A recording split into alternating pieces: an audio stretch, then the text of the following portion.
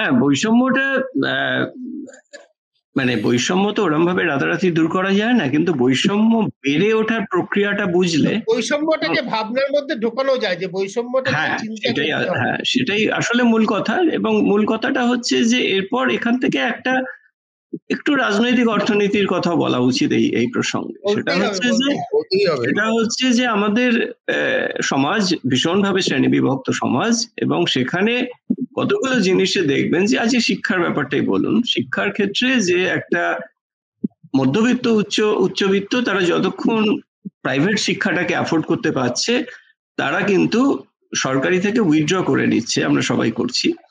এবং সেই এই যে এক্সিট করছি যখন, তখন কিন্তু সরকারি ব্যবস্থাটা আরো দুর্বল হয়ে যাচ্ছে।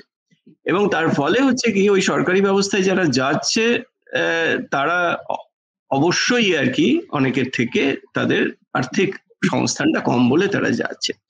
এইরকম যে অবস্থাটা, এটার কিন্তু সত্যি আমাদের খুব ভাবনা চিন্তা খুব একটা কিছু নেই।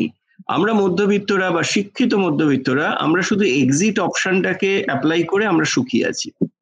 মানে অর্থাৎ এই সিস্টেম থেকে আমাকে কিছু নিতে হচ্ছে না, আমি সিস্টেম থেকে বেরিয়ে গেছি। এইবার আমি বলবো যে কেন সরকার গরিবদের জন্য এত খরচ করে চলেছে, কই আমি তো নিচ্ছি না সরকারের থেকে কিছু। এই মনোভাবটাকে কিন্তু বারবার কিন্তু একটু আঘাত করতেই হবে। কারণ হচ্ছে যে একটা সভ্য সমাজে কখনো এমন হতে পারে না যে আমি রোজগার বেশি করছি বলেই আমার বাচ্চাকে যেহেতু প্রাইভেটে পড়াতে পারছি, অতএব বাকিরা চুলোই যাক। এইটা কখনো একটা সভ্য সমাজের দৃষ্টিভঙ্গি হতে পারে না। সুতরাং আমি মনে করি যে, এবং অমর্ত্য সেন যেটা বারবার বলে থাকেন যে elementary education is a political issue.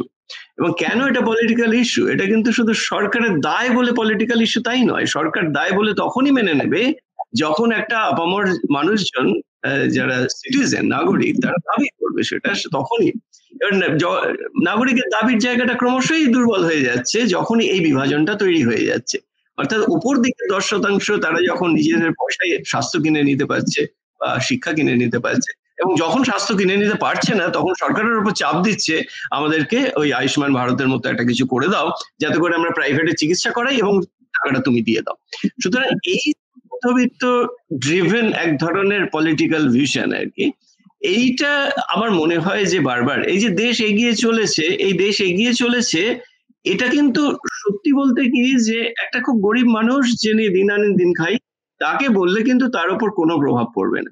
কিন্তু কাদের উপর প্রভাব পড়ে? 4 ট্রিলিয়ন অর্থনীতির প্রভাবটা কার উপর পড়ে? এটা তো আপনার আমার মতো মানুষজনের উপর পড়ে, যারা একটু আধটু খবরের কাগজ পড়ি এবং যারা একটা ভালো রোজগার করি, এবং তারাই বলেন যে দেশ এগিয়ে যাচ্ছে, কই আপনাদের এত এত জ্বালা হচ্ছে দেশ এগিয়ে গেলে। অর্থাৎ এই যে একটা দৃষ্টিভঙ্গি, এই দৃষ্টিভঙ্গিটাকে আমি বলবো না খুব শিক্ষিত দৃষ্টিভঙ্গি এটা। এবং যে কোনো সভ্য সমাজে একটা কিন্তু নাগরিকদের কতগুলো বক্তব্য থাকে, যেটা কিন্তু শুধু আমার চৌহদ্দির বাইরে গিয়েও থাকে। অর্থাৎ আমার চৌহদ্দির মধ্যে যেটা আমি পেয়ে যাচ্ছি, আরো পাওয়ার জন্য, গ্র্যাব করার জন্য থেকে যাব, এবং বাকিদের কি হচ্ছে আমি একদম ভাববো না, সেটা কিন্তু আমার নিজের পক্ষেও খুব ভালো নয়। কারণ হচ্ছে যে এর সঙ্গে কিন্তু একটা সামাজিক সুস্থিতির একটা সম্পর্ক আছে। অর্থাৎ আমি যদি ক্রমশই আমি যদি মানে এই আমি গ্র্যাব কথাটাই বলবো আর কি, গ্র্যাব, এটা কতটা আমি ডিজার্ভ করি আমি জানি না, কিন্তু আমরা গ্র্যাব করি। এবার এই গ্র্যাবিংটা যদি এইভাবে চলতে থাকে, তাহলে কিন্তু সামাজিক সুস্থিতির দিক থেকে একটা সমস্যা রয়ে গেছে। আজকে একটা বিরাট সংখ্যক মানুষের কাছে কিন্তু এটা কিচ্ছু এসে যায় না, অর্থনীতির সূক্ষ্ম কথাবার্তা, সূক্ষ্ম তত্ত্ব। কিন্তু অর্থনীতি যেখানে সূক্ষ্ম কথাগুলো যেখানে পৌঁছানোর দরকার, তারা যদি মনে করে যে এটা ইগনোর করা যায়, তখন হচ্ছে যে নাগরিকরা একটা নয় ব্যাপারে, তাহলে তারা সেটা করে যেতে পারে। সুতরাং আসলে রাজনৈতিক অর্থনীতিটা এখানে খুব গুরুত্বপূর্ণ, এবং সেইটা বোঝার দরকার আছে। এবং সেখানে সরকার কেন করছে না তার যথেষ্ট কারণ আছে, সরকার কেন করছে না। একদম আপনি যে কথাটা বলছেন নাসিম বাবু, সেটা একেবারেই আমার নিজেরও একদম মনের কথা। কারণ আমরা সবাই সোশ্যাল মিডিয়াতে ইন্টারঅ্যাক্ট করি, সবাই জানি যে কার কি বন্ধু বান্ধবদের মধ্যে কার কি মতামত। আমি একটা দর্শকদের জন্য বলছি, সম্প্রতিকালে আমার এক বহুদিনের বন্ধু বন্ধু মানে পরিচিত ব্যক্তি, প্রেসিডেন্সি কলেজে আমরা একসঙ্গে পড়তাম, তিনি তার রাজনৈতিক মতবাদ প্রতিষ্ঠা করার জন্য আমাকে বললেন, আমি চাই তোর খুব প্রিয়জন একজন কেউ সন্ত্রাসবাদীদের গুলিতে মারা যাক, তাহলে তুই বুঝবি যে সন্ত্রাসবাদের জন্য কি করা উচিত, পাকিস্তানকে কিভাবে আক্রমণ করা উচিত। এতখানি ফ্যানাটিক মানুষ হয়ে যাচ্ছে, এতখানি মানুষ মূল্যবোধ হারিয়ে যাচ্ছে, প্রিয়জন মারা যাক সে চাইছে তার রাজনৈতিক মতবাদ প্রতিষ্ঠা হয়, এই জায়গায় আমি চলে যাচ্ছি। এর বিপ্রতিপে যেটা অসীম বাবু বলছেন, ভাবনার কথা, যে গরিব মানুষ আমার বাড়িতে বাসন মেজে দিয়ে আমাকে সাহায্য করেন, তার অবস্থার জন্য নিজেকে দায়ী নাকি গোটা সমাজ দায়ী, গোটা পরিস্থিতি দায়ী? আমাদের দেশে একটা ভাবনা তৈরি হচ্ছে, ও লোকটা কাজ করে না, লেখাপড়া শেখেনি, ওর এই কাজটাই করা উচিত, ওর ভবিতব্য এটাই। আমরা ফোর্থ পিলার উইথ পিপল এটা মনে করি না, আমি ব্যক্তিগত মনে করিই না। প্রদীপ আমার ছোটবেলা বন্ধু, জানে আমরা এটা বিশ্বাস করি না। প্রদীপ, আমি তোমার কথা দিয়ে শেষ করতে চাই, যে তুমি কি ভাবো এই বিষয়ে, যে বৈষম্যের কথা আমরা বলছি, আমরা বড় অর্থনীতি হওয়ার কথা বলছি, আমাদের নিজেদের ঘরের দিকে কি আমরা তাকাচ্ছি প্রদীপ? বৈষম্য না পৃথিবীর সব দেশেই আছে। মার্কিন যুক্তরাষ্ট্রে অসাধারণ বৈষম্য আছে, লন্ডনে বসে আছে নচিন্দা, ইউকে তেও বৈষম্যর অভাব নেই, যথেষ্টই বৈষম্য আছে। ব্যাপারটা হচ্ছে আমাদের কর্তব্য ভারতীয় হিসেবে এই বৈষম্যটা কমানোর জন্য যে নীতিগুলো আমাদের দরকার সেই নীতিগুলো প্রয়োগ করা। কারণ আমাদের জনসংখ্যা অনেক বেশি এবং আমাদের দেশের একটি ইতিহাস আছে যেখানটাতে মানুষে কষ্ট পেয়েই বড় হয়েছে। বৈষম্য থেকে বেরিয়ে বৈষম্যটা ঠিক করার রাস্তা, পাসপোর্ট বা এসকেপ রুট হচ্ছে খুব সহজ। যে রাস্তায় ঝুপড়িতে থাকে তাকে একটা পরিষ্কার আবাসন দাও, তার বৈষম্য কিছুটা কমবে। যে খাবার পায় না তাকে ঠিক করে, তাকে স্কুলের মিড ডে মিল থেকে শুরু করে কারখানায় খাবার ক্যাজুয়াল লেবারার হিসেবে না ট্রিট করে প্রপার কর্মচারীর মতন তাকে নিউট্রিশনের ব্যবস্থা করো, বৈষম্য কিছুটা করবে। আরেকটা কমবে, সবচেয়ে বেশি কমবে আমার নিজের বিশ্বাস, শিক্ষার রাস্তাটা যদি খুলে দেয়া যায়, যেখানটাতে এই প্রাইমারি এডুকেশনের অবসেশনটা না এবারে আমাদের ছাড়তে হবে। একবিংশ শতাব্দীতে প্রাইমারি এডুকেশনে কারোর উন্নতি হয় না। আজকে যে ভালো ছাত্র সে যদি কোয়ান্টাম কম্পিউটিং এর সেই লেভেল অফ ইনস্টিটিউশনে পৌঁছতে না পারে, আমি যদি তাকে এমন করে রেখে দিই যে সে সারা জীবন জোম্যাটোর ডেলিভারি করে যাবে, তাহলে কিন্তু দেশের কোনো বৈষম্য কোনোদিনও কমবে না। প্রাইমারি এডুকেশনের মোহ ছেড়ে হায়ার এডুকেশনে সবাইকার জন্য সুযোগ করে না দিলে এ দেশে বৈষম্য কমবে না আমাদের। আর শুধু যে ছাত্রদের কথা বলছি না, প্রাইমারিটা তো দিতেই হবে, কিন্তু প্রাইমারিতে দাঁড়ি টানলে হবে না, প্রাইমারি যুগ কেটে গেছে। এইটা একটা ভীষণ ভাবে মানে যারা চাকরি দেন, যারা লোক খোঁজেন নতুন কোম্পানি স্টার্ট আপ তৈরি করার জন্য, তাদের সঙ্গে তো আমার ওঠা বসা।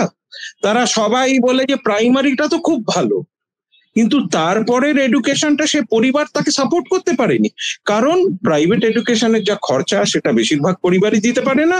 আর পাবলিক এডুকেশনের যে অবস্থা, সেখান থেকে তাকে, আমি যদি একটা নতুন স্টার্ট আপ করতে চাই যেখানটাতে আমি কোনো অ্যাপ ডেভেলপ করছি, আমি কোয়ান্টাম কম্পিউটিং করছি, আমি এআই রিলেটেড স্টার্ট আপ করছি, আমি সেখানে পাচ্ছি না। বৈষম্য কাটাবার জন্য সরকারকে এই নীতিগুলো একটুখানি মনে করে করতে, এটা আমার বিশ্বাস।